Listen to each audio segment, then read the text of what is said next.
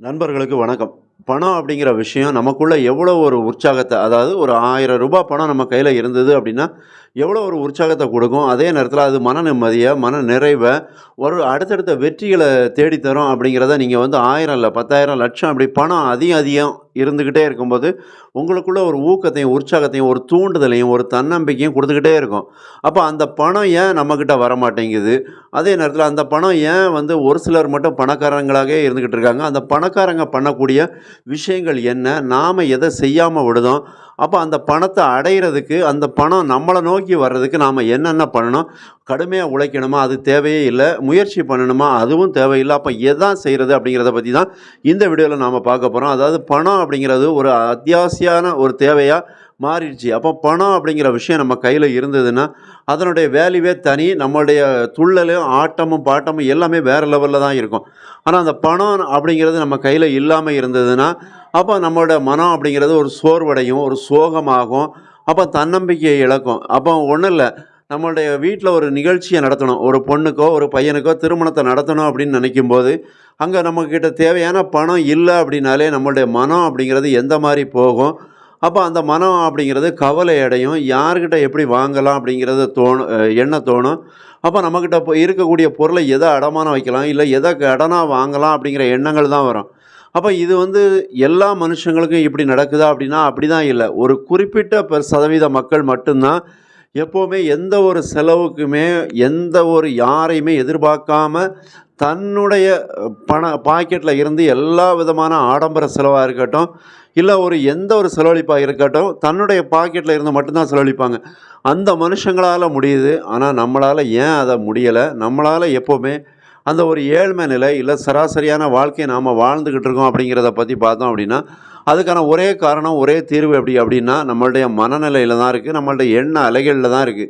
அதாவது நம்ம ஏழ்மை நிலைய விரும்பி தான் நம்ம ஏத்துருக்கிறோம். அந்த பணம் அப்படிங்கிற விஷயத்த வந்து நம்ம ஏதோ ஒரு வகையில நாம திட்டிக்கிட்டே இருந்திருப்போம். இல்ல நிராகரிச்சுக்கிட்டே இருந்திருப்போம். நம்மட்ட வந்து ஒரு ரூ. 100 வந்திருக்கும். அப்ப நம்ம ஒரு செலவு பண்ணும்போது கூட நம்ம என்ன நினைப்போம் அப்படின்னா, ஒரு ரூ. 100 தானே செலவு பண்றோம் அப்படிங்கிற மாரி தான் நினைப்போம். அந்த செலவாயிட்டு போகுது அப்படின்னு நினைப்போம். ஆனா பணக்காரங்க செலவழிக்கும்போது, பணம் வச்சிருக்கவங்க செலவழிக்கும்போது இந்த ரூ. 100 நம்ம செலவழிக்கிறோம். அப்ப இன்னொரு ரூ. 110 நமக்குள்ள எப்படி வரப்போகுது அப்படிங்கிற மாரி தான் யோசிப்பாங்க. அந்த மாரி எண்ணத்த தான் உருவாக்குவாங்க. அவங்களோட சந்தோஷம், நிம்மதி எல்லாமே எப்படின்னா, அந்த மனம் முழுக்கவே அந்த பணத்த எப்படி உருவாக்குறது? இந்த பணம் நம்மகிட்ட இன்னைக்கு ஒரு ரூ. 10,000 வந்திருக்கு அப்படின்னா, அந்த பணத்த எப்படி நம்ம சேமிச்சு நம்ம பாக்கெட்ல வச்சிருக்கிறது? அதே மாரி சிக்கனமா எப்படி அத செலவழிக்கிறது? அப்படிங்கிற மாரி தான் யோசிச்சிருப்பாங்க. ஆனா, அதே இது இந்த பணம் இல்ல, சராசரியான வாழ்க்கைய வாழ்ந்துகிட்டு இருக்கவங்க என்ன நினைப்பாங்க அப்படின்னா, யார்ட்டயோ ஒருத்தர்ட்ட கடன் ரூ. 10,000 வாங்கியிருப்பாங்க. அந்த ரூ. 10,000ல தனக்கு சார்ந்தவங்களுக்கு ஒரு ரூ. 5,000 செலவழிப்பாங்க. அப்ப அந்த ரூ. 5,000 செலவழிக்கும்போது, அங்க வந்து அவங்களுக்கு என்ன ஆகுது? கடன் சுமை அதிகமா தான் ஆகும். அப்ப அந்த இடத்துல தான் அவங்க யோசிக்கணும். நிதானமா நம்ம இன்னைக்கு ரூ. 10,000 வாங்கியிருக்கோம் அப்படின்னா, இந்த கடன எப்படி திருப்பி குடுக்க போறோம்? அட்லீஸ்ட் நம்மளால ரூ. 10,000 சம்பாதிச்சு அந்த 10,000த்த 10,500 மாத்தலனா கூட, யார்ட்டயோ ஒருத்தர்ட்ட இருந்து ஒரு ரூ. 10,000 பெருமானம் பெற்றிருக்கோம் அப்படின்னா, அந்த 10,000த்த எப்படி நம்ம திரும்ப குடுக்க போறோம் அப்படிங்கிறத வாங்குறதுக்கு முன்னாடி நாம யோசிக்கணும். அப்ப எந்த வழியில இந்த ரூவாய நம்ம திரும்ப குடுக்க போறோம் அப்படிங்கிறத யோசிக்கல அப்படின்னா, நமக்கு திரும்ப திரும்ப கடன் ஆகிக்கிட்டே தான் இருக்கும். அப்ப அது வந்து நம்மள வந்து ஒரு சோர்வடைய செய்யும். நம்மள வந்து ஒரு சராசரியான வாழ்க்கைக்குள்ள தான் தள்ளும். அப்ப அந்த வெற்றி அப்படிங்கிற இலக்க நோக்கி நம்ம அடையவே முடியாது, போகவும் முடியாது. நம்ம வாழ்க்கை ஃபுல்லாவே கடன கட்டி தான் நம்ம வாழ்ந்துகிட்டு இருப்போம். அப்ப இதுக்குள்ள நமக்குள்ள ஏகப்பட்ட கடன் இருந்தா கூட, அதுக்குள்ள இருந்து நம்மளால வெளிவர முடியும். ஏன்னா, அந்த மனசுக்குள்ள அந்த எண்ணங்கள் அப்படிங்கிறத உருவாக்கணும். நம்ம வந்து கடன், கடன் அப்படின்னு அந்த கடன பத்தியே பேசிக்கிட்டு இருக்கக்கூடாது. கடன பத்தியே யோசிச்சுக்கிட்டு இருக்கக்கூடாது. அப்ப நாம அடுத்த நிலைக்கு எப்படி போகிறது? இந்த இடத்த விட்டு அடுத்த 5 ஆண்டு இப்ப இன்னைக்கு வரைக்கும் உங்களுக்கு சூழ்நிலைகள் சரியா இல்ல. மோசமான ஒரு சூழ்நிலைகள்ல இருந்தா கூட நீங்க அத பத்தி பெருசா யோசிக்க வேண்டாம். அடுத்த 5 வருஷத்த பத்தி யோசிங்க. அப்ப அடுத்த 5 வருஷத்த பத்தி யோசிச்சீங்க அப்படின்னா, கண்டிப்பா உங்களுக்குள்ள ஒரு மன தெளிவு, ஒரு உற்சாகம் அப்படிங்கிறது பிறக்கும். நீங்களாவே யோசிங்க முதல்ல. ஒரு ஏதோ ஒரு சேர்லயோ, எதுலயோ உள்ள அமைதியா அப்படியே சாய்ஞ்ச தலையில உட்காருங்க. உட்காந்துக்கிட்டு மூச்சை நல்லா இழுத்து விடுங்க. இழுத்து விட்டுட்டு யோசிங்க. நாம் எதுக்கு வாழ்கிறோம்? இந்த வாழ்க்கையில் நாம் பிறந்தது எதுக்காக? மனுஷனாக பிறந்தது எதுக்காக? நாம் வந்து இப்படியே கடனாளி வாழுறதுக்காகவோ, இல்லை ஒரு பிரச்சனையை சந்திச்சுக்கிட்டே இருக்கிறதுக்காகவோ நம்ம பிறந்தோமா? இல்லை நம்ம வாழ்க்கையில் ஒரு உற்சாகத்தோட வாழணும். இப்போ எல்லாருமே பணக்காரங்கெல்லாம் பார்த்தீங்கன்னா, அப்படி ஒரு வெள்ளிக்கிழமை, சனிக்கிழமை ஆனா ஏதோ ஒரு சந்தோஷமான ஒரு சூழ்நிலையை அனுபவிப்பாங்க. அதை மாதிரி நம்ம அனுபவிக்கணுமா? இல்லை நம்ம இப்படியே ஒரு சராசரி வாழ்க்கையை வாழ்ந்துட்டு போயிடணுமா? அப்படிங்கிறத நீங்களே எண்ணி பாருங்கள். அந்த மாதிரி ஒரு கொண்டாட்டமான வாழ்க்கையை வாழுறதுக்கு தான் நம்ம பிறந்திருக்கோமே தவிர, நம்ம வந்து சோகமாக வாழுறதுக்கு நம்ம பிறக்கலை. நம்ம இந்த உலகத்தில் பிறந்ததே, இந்த உலகத்தில் இருக்கக்கூடிய எல்லா விஷயங்களையும் அனுபவிக்கிறதுக்கு தான் பிறந்திருக்கோமே தவிர, நம்ம வந்து ஒவ்வொரு நாளும் அதை அனுபவிக்காமல் அதை நினச்சி கவலைப்படுறதுக்கோ, இல்லை அதை நினச்சியே நம்ம புழுங்கி வாழ்கிறதுக்கோ நம்ம வந்து பிறக்கவே இல்லை. அப்போ நம்ம மனுஷனாக பிறந்தாச்சு அப்படின்னாச்சுன்னா, அப்போ நம்ம மனசுக்குள்ளே ஒரு நல்ல எண்ணங்கள் ஓடணும். அப்போ நம்ம வாழ்க்கையை நம்ம எப்படி கழிக்க போகிறோம் அப்படிங்கிற ஒரு விஷயத்தை நம்ம சிந்திக்கணும். ஒவ்வொரு விஷயத்துலையும் நம்ம மனசில் வந்து நம்ம எண்ணங்களை வந்து ஃபாலோ பண்ணணும். நம்ம எண்ணங்கள் எதை நோக்கி போகுது? நம்ம வந்து பொறாமை குணம் கொண்டவங்களா? இல்லை கோபம் கொண்டவங்களா? இல்லை அடுத்தவங்களோட வளர்ச்சியை பார்த்து பொறாமைப்படுறவங்களா? இல்லை எப்போவுமே கவலையாக இருக்கக்கூடியவங்களா? நமக்குள்ள அதிகமான வெறுப்புணர்வு இருக்கா? இந்த மாதிரி விஷயங்களெல்லாம் நம்ம பார்க்கணும். இந்த மாதிரி விஷயங்கள் இருந்துச்சுன்னா, அதை எல்லாத்தையுமே தூக்கி எறியுங்க. யாரையுமே நீங்கள் வந்து மாற்றவும் முடியாது. உங்களை யாருமே மாற்றவும் முடியாது. நீங்களா உங்களை மாற்றிக்கிட்டா தான் உண்டு அப்படிங்கிற எண்ணத்தை முதல்ல உங்களுக்குள்ள உருவாக்கணும். அப்போ அந்த எண்ணங்களை எப்படி உருவாக்குறது அப்படின்னா, அதுக்கு ஃபஸ்ட்டு வந்து ஒரு பிரார்த்தனை, ஒரு தெய்வ நம்பிக்கை, இந்த மாதிரியான விஷயங்கள் நமக்குள்ளே வரணும். ஏன்னா ஒரு சராசரியாகவும் இருக்கட்டும், நீங்கள் பணக்காரங்களெல்லாம் பார்த்துருப்பீங்க. அவங்க கோயிலுக்கு, அதாவது இப்போ திருப்பதியாக இருக்கட்டும், திருச்செந்தூராக இருக்கட்டும், எந்த கோயிலுக்கு போனாலும் கொட்டி செலவழிப்பாங்க. அதாவது காணிக்கை அப்படிங்கிற பேரில் அதிகமாகவே செலவழிப்பாங்க. நம்ம அதை தொலைக்காட்சிகளில் பார்த்துருப்போம், பேப்பரில் பார்த்துருப்போம். இந்த மாதிரி அவங்க எதுக்காக செய்கிறாங்க அப்படின்னா, அதன் மூலமாக அவங்களுக்கு ஒரு நிம்மதி, ஆத்ம திருப்தி வரும். அப்போ நம்ம கடவுளுக்கு இந்த ஒரு விஷயத்த செஞ்சுருக்கோம். அது வந்து நம்பிக்கையோ இல்லை, அது வேறு, அது 2ஆம் பட்சம். அந்த கான்செப்ட்டுக்குள்ளே நான் போகலை. ஆனால் ஒவ்வொரு தனி மனுஷனுடைய நம்பிக்கை அப்படிங்கிறது அந்த பிரார்த்தனை அப்படிங்கிற விஷயத்துக்குள்ளே இருக்குது. நீங்கள் ஆழ் மனசில் கடவுளை நோக்கி பிரார்த்திக்கும்போது, அதில் நீங்கள் என்ன வேண்டுறீங்க அப்படின்னா, ஒரு வெற்றி வேணும் அப்படிங்கிற மாதிரி தோணுங்க. அதாவது உங்களுக்கு ஒரு ரூ. 1,00,000, ரூ. 10,00,000, 1,00,00,000, இந்த மாதிரி எந்த பணம் வேணும் அப்படிங்கிறத நீங்கள் மனசுக்குள்ளே டெய்லி எண்ணி பார்த்துக்கிட்டே இருங்க. இப்போ ஒன்றும் இல்லை, நீங்கள் ஒரு சராசரியான வாழ்க்கையை வாழ்ந்துக்கிட்டு இருக்கீங்க. உங்கள்கிட்ட வந்து நீங்கள் ஒரு ரூ. 1,00,00,000 உங்களுக்கு கிடைக்கும். ரூ. 1,00,00,000 நீங்கள் சம்பாதிச்சிடலாம் அப்படின்னு நான் சொன்னேன் அப்படின்னா, உங்களுக்கு அது வந்து கேலியாகவும் ஒரு நகைச்சுவையாக தான் தெரியும். ஆனால் அப்படி கிடையாது. உங்கள் மனசுக்குள்ளே நீங்கள் நினச்சி பாருங்கள். நீங்கள் வேறு ஒன்றும் முயற்சி பண்ணண்டாம், வேறு எந்த ஒரு விஷயமும் பண்ணண்டாம். உங்கள் மனசுக்குள்ளே நீங்கள் நினச்சி பாருங்கள். ஒன்றும் இல்லை, இப்போ நான் என்ன பண்ணியிருக்கேன், என்னோடய செக்கில் வந்து எழுதி வச்சுருக்கிறேன் 1 crore அப்படின்னு நான் எழுதி வச்சுருக்கேன். என்னோடய பேரை போட்டு அந்த 1 crore ஆங்கிலத்தில் எழுதி வச்சுருக்கேன். அதே மாதிரி அந்த பணம் அப்படிங்கிற காலத்தில் அந்த எவ்வளோ ரூபா அமௌண்ட்டு, அது நம்பரெல்லாம் எழுதுவோம்ல, அதில் வந்து நான் 1 crore அதையும் நம்பர், அது எத்தனை ஜீரோவோ அதை போட்டு வச்சுருக்கிறேன். அப்போ இதை பார்க்கும்போது எனக்கு ஒவ்வொரு நேரமும் அந்த 1 crore மைண்டுக்குள்ளே வந்துக்கிட்டே போகும். அப்போ நான் எப்படி பணத்தை சம்பாதிக்கணும், எப்படி அதை உருவாக்கணும், எப்படி எனக்கு உள்ளே வரப்போகுது, அந்த பணத்தை எப்படி நான் ஈர்க்கணும் அப்படிங்கிற எல்லா எண்ணமும் எனக்குள்ளே வந்துட்டு போகுது.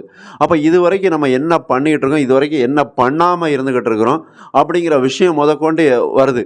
அப்போ ஒரு வெற்றி அப்படிங்கிறத நம்ம அதை வந்து கற்பனை பண்ணி பார்க்கணும். அதாவது சிலர் பார்த்திங்கன்னா எல்லா இடத்துலையுமே கற்பனையிலே வாழ்ந்துக்கிட்டு இருப்போம். அது கிடையாது. ஒரு விஷயத்தை நினச்சி, இப்போ பணம் அப்படிங்கிறது தான் மெயின் விஷயமா இருக்கும் எல்லாருக்கும், உங்களுக்கும் சரி எனக்கும் சரி. அப்போ அதை நம்ம எப்படி கற்பனையாக பண்ணுறோம் அப்படிங்கிறதுல தான் இருக்குது. அதை எப்படி காட்சிப்படுத்துகிறோம் அப்படிங்கிறதுல தான் இருக்குது. அதுதான் நமக்கு வந்து ஒரு பெரிய ஒரு உற்சாகத்தையும் வெற்றியும் தேடித்தரும். ஏன்னா நான் ஒரு செலெக்ஷனுக்காக 2005 போகிறேன். அது வந்து மிகப்பெரிய ஒரு செலெக்ஷன் தான். எப்படி அப்படின்னா 1500 மீட்டரில் ஒரு 5.5 நிமிஷத்தில் ஓடணும். மற்ற பேராமிலிட்ரி ஃபோர்ஸு, போலீஸாக இருக்கட்டும், எல்லா இதுலேயுமே என்ன நடக்கும் அப்படின்னா 7 நிமிஷத்தில் ஓடணும் அந்த 1.5 கிலோமீட்டரை. அப்போ ஒரே நாளில் வந்து ரன்னிங்கு எல்லா செலெக்ஷனுமே வைப்பாங்க அந்த பேராமிலிட்ரியை பொறுத்த வரைக்கும். ஆனால் போலீஸ் அப்படி இல்லை, ஒவ்வொன்றும் ஒவ்வொரு டைம் கொடுப்பாங்க. அப்போ இதில் வந்து போய் காலையில் 4 மணிக்கெலாம் உள்ளே போயாச்சு, லைனில் உட்கார வச்சுருக்குறாங்க. அப்போ அங்கே வந்து எனக்குள்ள மனசு, அதுக்கு முன்னாடி நான் பயிற்சி எல்லாமே எடுத்துருக்கிறேன், ரன்னிங் எல்லாமே எடுத்துருக்கிறேன். அது எல்லாமே கரெக்டாக பண்ணிக்கிட்டு இருக்கேன். கரெக்டாக நியூஸ் பேப்பர் எல்லாமே ஃபாலோ பண்ணிக்கிட்டே இருந்தேன். அப்போ அந்த இடத்துக்கு போகும்போது கரெக்டாக எல்லாமே சர்டிஃபிகேட்லாம் வெரிஃபிகேஷன் முடிஞ்சது. அப்படியே லைனில் உட்கார வச்சுருக்காங்க. கூட உள்ள ஒருத்தர் சொல்கிறாரு, தம்பி நீ ரன்னிங் போகிறதுக்கு முன்னாடி இந்த நாட்டுக்கோழி முட்டையை குடி அப்படின்னு சொல்கிறாரு. அப்போ நான் வேண்டானே, நான் இப்போதைக்கு எனக்கு குளுக்கோஸ் இருக்குது, நான் அதை குடிச்சிக்கிறேன் அப்படின்னு தான் சொல்கிறேன். இல்லை, நீ குடித்தாலும் தான் ஜெயிக்க முடியும் அப்படிங்கிறாரு. அப்போ நான் அந்த இடத்துல என்ன பண்ணுறேன், வேண்டாம் அப்படின்னு நினைக்கிறேன். ஆனால் அங்கே ரன்னிங்கு கிரவுண்டை பார்க்கும்போது 100 பேர் அட் அ டயத்தில் விடுதாங்க. 100 பேரில் 12 பேர் 15 பேர் மட்டும்தான் செலக்ட் ஆகுறாங்க. மிச்ச 85 பேர் அன்ஃபிட் ஆகி வெளியே வராங்க. அப்போ நீங்கள் வெளியிலேருந்து பார்க்கும்போது உங்களுக்கு என்ன மாதிரியான மனநிலை உருவாகும் அந்த இடத்துல? என்னப்பா 85 பேர் வெளியே போகிறாங்க, 15 பேர் தான் செலக்ட் ஆகிறாங்க, 100 பேர் அட் அ டயத்தில் ரன்னிங்கில் விடும்போது, அப்போ ஆட்டோமேட்டிக்காக உங்களுக்கு தன்னம்பிக்கை அப்படிங்கிறது குறைவாகும். ஆனால் நான் அந்த மாதிரி யோசிக்கவே இல்லை. இந்த இடத்த 3 ரவுண்ட் அடிக்கணும். எப்படி நாம் அடிப்போம் அப்படிங்கிறத முன்னாடியே ஒரு காட்சிப்படுத்துகிறேன். அப்போ கற்பனையில் ஓட ஆரம்பிக்கிறேன் நானாகவே. அப்போ அந்த ரவுண்டை நம்ம இப்படி தான் ஓடணும் அப்படிங்கிறத முன்கூட்டியே ஒரு பிம்பமாக என் மனசுக்குள்ளே கொண்டு வரேன். அப்போ கொண்டு வரேன், எனக்கான டைம் வருது. கரெக்டாக அந்த 100 பேருக்குள்ளே ஓட விடுதாங்க. விசில் அடிக்கிற சத்தம் கேட்குது. அப்படியே ஓட ஆரம்பிக்கிறேன். எனக்கு யார் ஒருத்தர் நாட்டுக்கோழி முட்டை குடித்தா தான் ஓட முடியும்னு சொன்னாரோ, அவர் ஒரு 500 மீட்டரு பார்த்த உடனே அங்கே வாந்தி எடுத்துக்கிட்டு நிற்கிறாரு ஓரமாக. அப்போ நான் அதை கண்டுக்கவே இல்லை. நான் பாட்டு அதை லைட்டாக பார்த்துட்டு, அப்போ அந்த 100 பேருக்குள்ளே ஒரு மாதிரி சவுண்டு தான் கேட்குது வித்தியாசமாக. காலையில் 8:30 மணி இருக்கும். அப்போ நான் ஓடிக்கிட்டே இருக்கிறேன். திடீர்னு பார்த்தா நான் வந்து ஒரு 20வது பேரில் போய்கிட்டு இருக்கிறேன். அப்போ என்ன ஆகுது அப்படின்னா, அந்த டயத்துக்குள்ளே மிச்சம் எல்லாமே பின்னாடி போயிட்டே இருக்கிறாங்க. நேரமும் நெருங்குது. அந்த டைமிங் வருது. அங்கே போய் பார்த்தா அந்த கோட்டுக்குள்ளே 12 பேருக்குள்ளே நானும் ஒரு ஆளாக செலக்ட் ஆகிறேன். அப்போ அந்த வெற்றி அப்படிங்கிறது அங்கே நாம் கற்பனை பண்ணுதோம். அந்த இடத்துல இருந்து மனசுக்குள்ளே ஒரு காட்சி படுத்துகிறோம். அந்த காட்சி நமக்கு வெற்றியை உருவாக்குது. அது மட்டும் இல்லை, அதன் பிறகு அந்த ரிசல்ட் எனக்கு வெற்றி கிடைக்கணும் அப்படின்னு சொல்லி டெய்லி சாயங்காலம் ஒரு 1/2 மணி நேரம் எங்கள் கோயிலில் போய் உட்காருவேன். அது எனக்கு பிடிச்ச கோயில். அது உங்களுக்கு பிடிச்ச எந்த கோயிலாக வேணாலும் இருக்கலாம். அங்கே போய் ஒரு 1/2 மணி நேரம் அந்த அப்ளிகேஷன் நம்பரை நினச்சிக்கிட்டே இருப்பேன். எனக்கு இந்த வேலை கிடைக்கணும் அப்படின்னு. இப்படி ஒவ்வொரு விஷயமும் ஒவ்வொரு நாள் நினச்சிக்கிட்டே இருப்பேன். ஒரு நாள் லைப்ரரியில் உட்காந்துருக்கேன். அப்போ தினத்தந்தி பேப்பர் தான். அதில் பார்த்தா அந்த ரிசல்ட் நம்பரை நான் கடந்து போகிறேன். அப்போ பேப்பரை பார்க்கல. திடீர்னு ஒருத்தர் இந்த பேப்பரை பாருங்கள், ஏதோ ரிசல்ட் போட்டிருக்க மாதிரி இருக்குது அப்படின்னு சொல்லுதாங்க. அப்போ பார்க்குறேன், அங்கே என்னோடய நம்பர் இருக்குது. அப்போ இது எல்லாமே எப்படி நடக்குது? ஒரு பக்கம் நம்மளுடைய முயற்சி எல்லாமே இருக்குது. ஆனால் இன்னொரு பக்கம் நம்மளுடைய மனநிலையில் பாசிட்டிவான மனநிலை, அதே நேரத்தில் ஒரு உற்சாகமாக நமக்கு கிடைக்கும் அப்படிங்கிற தன்னம்பிக்கை தான் நமக்கு வந்து வெற்றியை தேடி தருது. அப்போ எல்லா விஷயத்துலையும் இருக்கட்டும், நீங்கள் பணம் சம்பாதிக்கிற எல்லா விஷயத்துலையும் சரி, அப்போ நமக்கு என்ன தோணணும் அப்படின்னா, எனக்கு இந்த விஷயம் நடக்கும், எனக்கு இந்த பணங்கிறது எனக்குள்ளே வந்து சேரும், நான் அதை நேசிக்கிறேன், அதை விரும்புகிறேன். முதல்ல பணத்தை வந்து விரும்பணும். நாம் எப்படி ஒரு காதலன் காதலி மேலே விரும்பும்போது அவங்களுக்குள்ள அந்த அன்பு அப்படிங்கிறது தேடி வருமோ, ஒரு பொண்ணை ஒருத்தர் காதலிக்கணும் அப்படின்னு வச்சா உடனே அது காதல் நடந்துடாது. அந்த பொண்ணை நோக்கி அவர் திரும்ப திரும்ப நினச்சிக்கிட்டே இருப்பார். அப்போ அந்த பொண்ணு ஆட்டோமேட்டிக்காக 1 மாதம் 2 மாதம் 3 மாதம் 4 மாதம் கழிச்சு கூட அந்த பொண்ணு இவங்கள ஏறெடுத்து பார்க்கும். அதன் பிறகு அந்த காதல் அப்படிங்கிறதுக்குள்ளே விழுவாங்க. அதை மாதிரி தான் நம்ம பணமும் சரி. அந்த பணத்தை நாம் நேசிக்க நேசிக்க, அந்த பணத்தை விரும்ப விரும்ப நமக்குள்ளே அந்த பணம் நம்மளை நோக்கி வந்து கொண்டே இருக்கும். அப்போ நம்ம ஒவ்வொரு நிமிஷத்துலையும் அந்த பணத்தை வந்து நம்ம காதலிக்கணும். எப்படி ஒரு ஆணுக்கு ஒரு பெண் மேலே காதல் வருமோ, ஒரு பெண்ணுக்கு ஆண் மேலே காதல் வருமோ, அதன் மாதிரி தான் இந்த பணத்தின் மேலே நமக்கு காதல் அப்படிங்கிற விஷயம் வந்துருச்சு அப்படின்னா, அந்த பணம் நம்மளை நோக்கி வந்துக்கிட்டே இருக்கும். அதை யாராலையும் தடுக்க முடியாது. நீங்கள் ₹1,00,000 மட்டும் சம்பாதிச்சு பாருங்கள். ₹1,00,000 உங்கள் கைக்குள்ளே கொண்டு வாங்க. அதன் பிறகு நீங்கள் அந்த பணத்தை பற்றி யோசிக்கிற விதமே வேறு மாதிரி இருக்கும். அப்போ நீங்கள் வந்து இப்போ 10 பைசா இல்லாமல் இருக்கலாம், ஏன் ₹10 கூட இல்லாமல் இருக்கலாம். ஆனால் அந்த ₹1,00,000 அப்படிங்கிற விஷயத்தை நீங்கள் உங்களுக்குள்ளே கொண்டு வந்துட்டீங்களா, அந்த பணத்தை வந்து நீங்கள் வேறு லெவலில் பார்ப்பீங்க. அந்த பணம் அப்படிங்கிறது உங்களை நோக்கி வேறு லெவலில் ஒரு பணம் மழை மாதிரி தான் கொட்டும். அதனால் பணத்தை வந்து நீங்கள் உருவாக்குறதுக்கான என்ன வழிகளோ உங்களுக்கு ஏற்ற மாதிரி, உங்கள் சூழ்நிலைக்கு ஏற்ற மாதிரி பணத்தை வந்து நேர்மறையாக சிந்திங்க. பணத்து மேலே வெறுப்பை கொட்டாதீங்க. பணக்காரங்கனாலே அவங்க வந்து பந்தா பண்ணுறவங்க அப்படின்லாம் நினைக்காதாங்க. அவங்க அந்த பணத்தை சம்பாதிக்கிறதுக்கு எவ்வளவு கஷ்டப்பட்டிருப்பாங்க, எவ்வளவு அதை பற்றி திங்க் பண்ணியிருப்பாங்க அப்படிங்கிறத பாருங்கள். அதை மாதிரியான மனநிலையில் உட்காந்து நீங்களும் யோசிங்க. ஒருத்தர் காரில் போகிறாருன்னா அவரை பார்த்து பொறாமப்படாதீங்க. அதை மாதிரி நாமளும் போகணும் அப்படின்னு ஆசைப்படுங்க. நாம் அதுக்கு என்ன நம்ம தகுதியை வளர்த்துக்கணும் அப்படிங்கிறது எல்லாத்தையுமே நீங்கள் முயற்சி பண்ணீங்க. கண்டிப்பாக நீங்களும் ஒரு கோடீஸ்வரனா, ஒரு பணக்காரனா ஆவீங்க அப்படிங்கிறதுல எந்த ஒரு சந்தேகமும் இல்லை.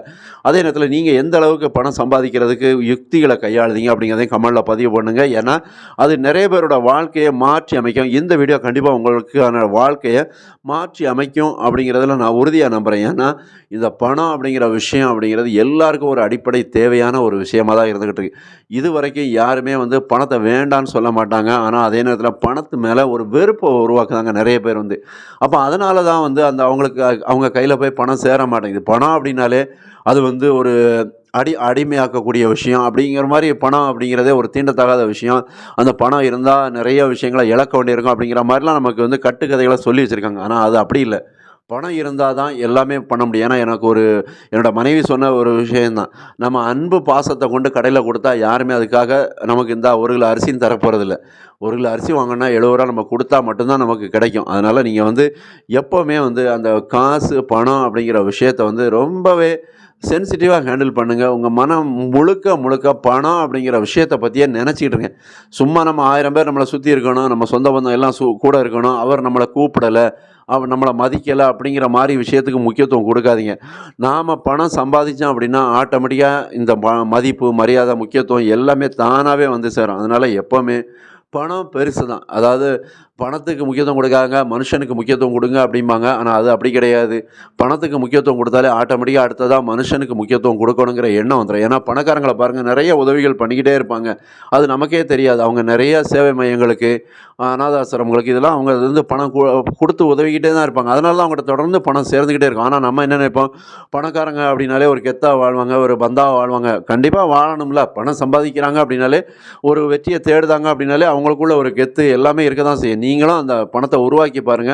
உங்களுக்குள்ளேயும் அந்த ஒரு தன்னம்பிக்கை, அந்த கர்வம் அப்படிங்கிறது வரத்தான் செய்யும். அது வரணும். வந்தா மட்டும் தான் நாம மனுஷங்க. ஏன்னா நம்ம ஏதோ இன்னைக்கு ஒரு கிடைக்கிறத சாப்பிட்டுட்டு போகக்கூடிய வாழ்க்கைய நம்ம வாழ முடியாது. எதிர்காலத்த நோக்கி தான் நம்ம பயணிப்போம். நம்ம எதிர்கால சந்ததிகளுக்காக தான் நம்ம பணத்த உருவாக்கணும். அதனால அந்த பணம் அப்படிங்கிறது அடிப்படையான ஒரு விஷயம் தான். தைரியத்தோட, தன்னம்பிக்கையோட அந்த பணத்த உங்களுக்குள்ள உருவாக்க நினைங்க. கண்டிப்பா கிடைக்கும். மறக்காம சப்ஸ்கிரைப் பண்ணுங்க, லைக் பண்ணுங்க. நன்றி.